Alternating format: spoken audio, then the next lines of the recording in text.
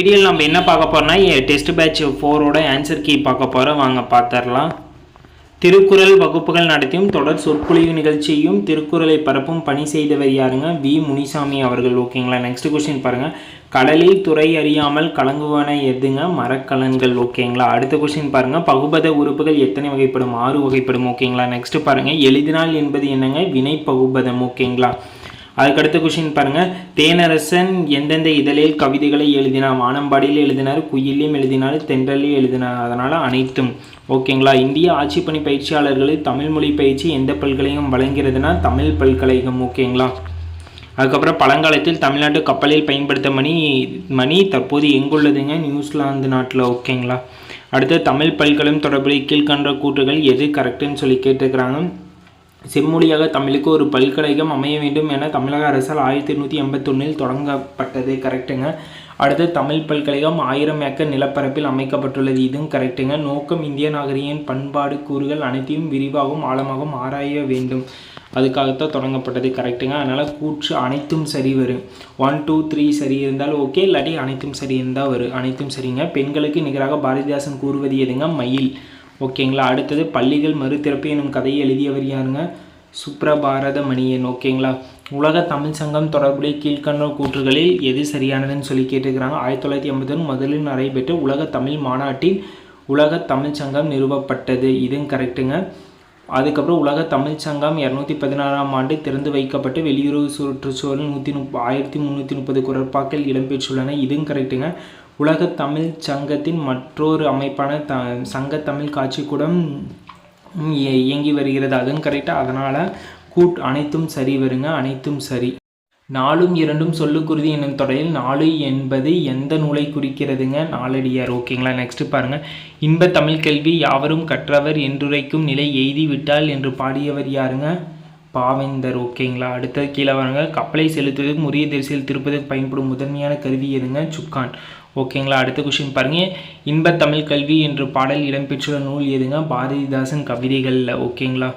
அடுத்தது பூம்புகார் துறைமுகத்திலிருந்து கப்பல் மூலம் பொருட்களை ஏற்றுமதி இறக்குமதி செய்யப்பட்டன என்பதை விரிவாக்க கூறும் நூல் எதுங்க? பட்டினப்பாலை. நெக்ஸ்ட் கொஸ்டின் பாருங்கள். கோடு உயர் திணிமணல் அகந்துரை என்ற பாடல் வரிகள் பாடியவர் யாருங்க? மருதன் இளங்காவனார். ஓகேங்களா. நெக்ஸ்ட் கொஸ்டின் பாருங்கள். கலங்கரை விளக்கம் தொடர்புடைய கூற்றுகளை கவனின்னு சொல்லியிருக்கிறாங்க. கடலில் செல்லும் கப்பல்களுக்கு துறைமுகம் இருக்கும் இடத்தை காட்டுவதற்காக அமைக்கப்படுதே கலங்கரை விளக்கம். கரெக்டுங்க. களம் என்றால் கப்பல், கரைதல் என்றால் அழைத்தல். இதுவுமே கரெக்டு. களம் தந்த பொற்பரிசும் கலந்தோணியால் கரை சேர்ந்தது. இது தப்புங்க. அகநானூறில் கூற்று 1 and 2 சரி. ஆப்ஷன் சி தான் ஆன்சர். நெக்ஸ்ட் கொஸ்டின் பாருங்கள். நன்னூல் என்னும் இலக்கண நூலை எழுதியவர் யாருங்க? பவணந்தி முனிவர். ஓகேங்களா. உலகு கிளந்தன உருக்கெழு வங்கம் இந்த பாடல் வரிகளை பாடியவர் யாருங்க? மருதன் இளங்காவனார். எந்த டெல்லி சுல்தான் இந்தியாவின் அங்காடி சீர்திருத்த முறையை ஏற்படுத்தினாருங்க? அலாவுதீன் கில்ஜி அவர்கள். நெக்ஸ்ட் கொஸ்டின் பாருங்கள். குப்மீனர் என்னும் கோபுர கட்டுமான பணியை தொடங்கி வைத்தவர் யாருங்க? குப்புதீன் ஐபக். ஓகேங்களா. நெக்ஸ்ட் கொஸ்டின் பாருங்கள். அடிமைகளின் அடிமை என்று அழைக்கப்பட்ட டெல்லி சுல்தான் யாருங்க? இல்துமிஸ். ஓகேங்களா. அடுத்த கொஸ்டின் பாருங்கள். இந்தியாவின் துருக்கி ஆட்சி உண்மையில் நிறுவியவர் என கூறப்படுபவர் யாருங்க? குப்புதீன் ஐபக். ஓகேங்களா. நெக்ஸ்ட் கொஸ்டின் பாருங்கள். பின்வரும் முகமது பின் துக்ளக் கால நிகழ்வுகள் காலவரிசையில் அடையாளம் காணுங்க. ஃபஸ்ட்டு என்னங்க? தோ ஆஃப் மீது வரி விதிப்பு, அப்புறம் தலைநகர் மாற்றம், அடையாள நாண சீர்திருத்தம், அடுத்த நாகர்கோட் படையெடுப்பு. இப்படித்தான் வரும். ஓகேங்களா. அடுத்தது எந்த சட்டம் 6 கமிஷனர்களை கொண்ட வாரியம் இந்திய விவகாரங்களை கவனித்து கொள்ள தலைவரை நியமனம் செய்யலாம் என கூறியது எதுங்க? பிட் இந்திய சட்டம். ஓகேங்களா. இந்திய அரசியலமைப்பின் நிர்ணய சபை யாருடைய முன்மொழிவு அடிப்படையில் ஏற்படுத்தப்பட்டதுங்க? யாருடைய முன்மொழிவுனா கேபினட் மிஷன் திட்டத்தின் மூலமா. ஓகேங்களா. 1773ஆம் ஆண்டு ஒழுங்குமுறை சட்டம் யாரால் நிறைவேற்றப்பட்டதுங்க? நார்த் பிரபு அவர்களால். ஓகேங்களா. அடுத்து ஒழுங்குமுறை சட்டம் உச்ச நீதிமன்றத்தில் எந்த இடத்தில் அமைக்கப்படும் என கூறியதுங்க? வில்லியம் கோட்டை. ஓகேங்களா. அடுத்த கொஸ்டின் பாருங்கள். 1947 ஆங்கிலேயரால் நியமிக்கப்பட்ட அமைச்சரவை தூதுக்குழுவின் உறுப்பினர்கள் எத்தனை பேருங்க? 3 பேர். ஓகேங்களா. பின்வரும் நபர்களில் எவர் ஒருவர் அரசியலமைப்பு நிர்ணய சபையில் பெரும்பாலான திருத்தங்களை கொண்டு வந்தவர் யாருங்க? KV காமத் அவர்கள் தான் பெரும்பாலான திருத்தங்கள் கொண்டு வந்திருப்பார். தேசிய கீதம் பாடுவதற்கு எடுத்துக்கொள்ள வேண்டிய நேரம் சுமார் எவ்வளோங்க? 52 வினாடி. ஓகேங்களா. அடுத்த கொஸ்டின் பாருங்கள். இந்தியாவில் நிர்ணய சபையின் மாநிலங்களுக்கான குழுவின் தலைவராக இருந்தவர் யாருங்க? ஜவஹர்லால் நேரு. ஓகேங்களா. 1946 இடைக்கால அரசாங்கத்துக்கு தலைமை வகித்தவர் யாருங்க? ஜவஹர்லால் நேரு அவர்கள். எந்த வழக்கில் உச்சநீதிமன்ற இந்திய அரசியலமைப்பு அடிப்படை கட்டமைப்பு என்ற கொள்கையை பயன்படுத்தியதுங்க? கேசவானந்தா பாரதி வழக்கு. ஓகேங்களா. அடுத்து இந்திய அரசியல் சாசனத்தில் முகப்புரையில் 1970 எந்த வார்த்தை சேர்க்கப்பட்டது? மதச்சார்பற்ற. ஓகேங்களா. அடுத்த முகவுரையில் அரசியல் சாசனத்தில் அடையாள அட்டை என்று கூறியவர் யாருங்க? யார் கூறியதுன்னா N.A. பால்கிவாலா. ஓகேங்களா. பால்கிவாலா அவர்கள் கூறியிருப்பார். சுதந்திரம், சமத்துவம் மற்றும் சகோதரத்துவம் கொள்கை எங்கிருந்து எடுக்கப்பட்டதுங்க? பிரெஞ்சு அரசு. ஓகேங்களா. அடுத்து இந்திய அரசியலமைப்பில் எந்த விதி முகப்புரையில் மாற்றம் செய்யப்பட்டது? எந்த விதி? 42வது திருத்தம் மூலயமா. ஓகேங்களா. அடுத்து கீழே வாங்க.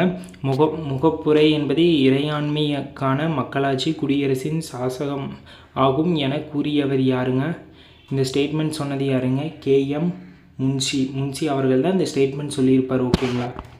அடுத்து கீழே வாருங்க. முகப்புரையின் நோக்கம் தீர்மானத்தை யார் கொண்டு வந்தாருங்க? ஜவஹர்லால் நேரு.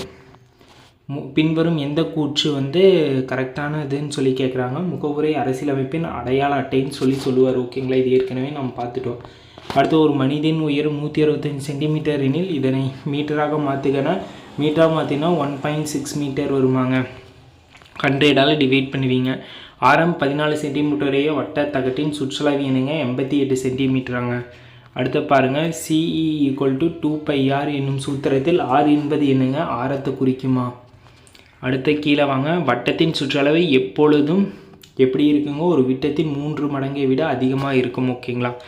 அடுத்தது ஆரம் 7 சென்டிமீட்டர் அளவில் வட்டத்தின் பரப்பளவு எவ்வளோங்க? 154 சென்டிமீட்டர் ஸ்கொயருங்க. Very good. அடுத்து கீழே வாங்க. 729 அடுக்கு வடிவில் எழுதுக. எப்படி எழுதலாங்க? 3/6 எழுதலாம். ஓகேங்களா. அடுத்து கீழே வாங்க. இதோட மதிப்பு காணுங்கன்னு சொல்லிக்கிறாங்க. இதோட மதிப்பு என்னங்க? 49. கீழே கொடுக்கப்பட்டுள்ள கோணங்களை கொண்டு முக்கோணம் அமைக்க இயலுமாங்க? முக்கோணத்தை அமைக்க இயலும். ஓகேங்களா. எல்லாத்தையும் கூட்டினீங்கன்னா 180 டிகிரி வருது. 180 டிகிரி வந்துச்சுன்னா என்னங்க? முக்கோணத்தை அமைக்குமா? அவ்வளோதான், வேலை முடிஞ்சதுங்க. உங்களுக்கு எவ்வளோ நம்பர் ஆஃப் கொஷின் கரெக்டுன்னு சொல்லி மறக்காமல் கமெண்ட் பாக்ஸில் கமெண்ட் பண்ணுங்கள். ஓகேங்களா. Thank you guys. Thank you for love and support. இனிமேல் ஜிஎஸ்க்கான ஒன்லைனர் நம்ம சேனல்லே கன்யூஸாக பாருங்கள். Thank you guys. Thank you for love and support.